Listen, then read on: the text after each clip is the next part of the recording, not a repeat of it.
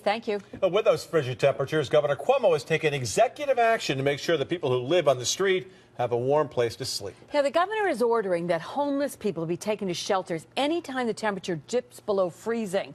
Capitol reporter Kimberly Howard is live outside the City Mission in Schenectady tonight. And Kimberly, I know that's one of the shelters that's being affected by this new law. How are they reacting?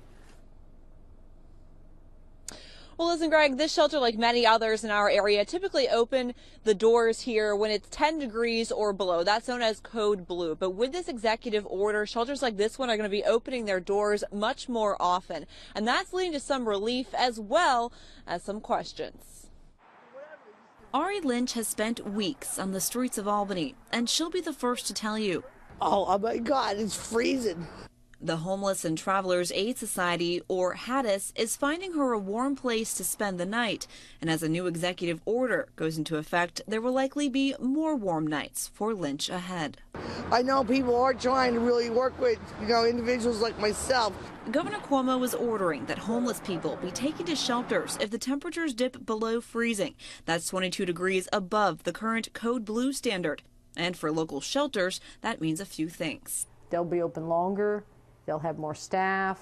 They'll have to be feeding more people. It's a big change. One that will also mean shelters will need more money, whether it be from private donations or from taxpayers. So hopefully there'll be some state funding, but there are things about that still yet to be learned. There are also legal questions, like can you force a homeless person to go to a shelter if they don't want to go? Legal analyst Paul Daronessian says there's a fine line.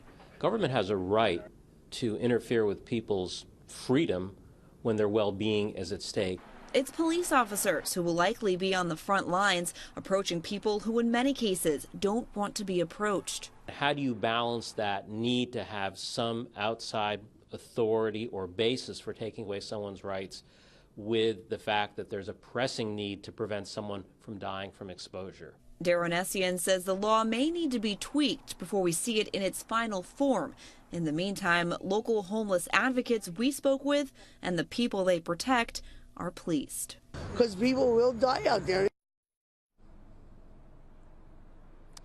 And several of the homeless advocates I spoke with today say our area should have an easier time abiding by this executive order, since many shelters in this area already abide by those code blue laws that we mentioned earlier. Still, all shelters statewide most likely will have to adjust their hours in some way in order to comply. We are live in Schenectady. Kimberly Howard, CBS 6 News.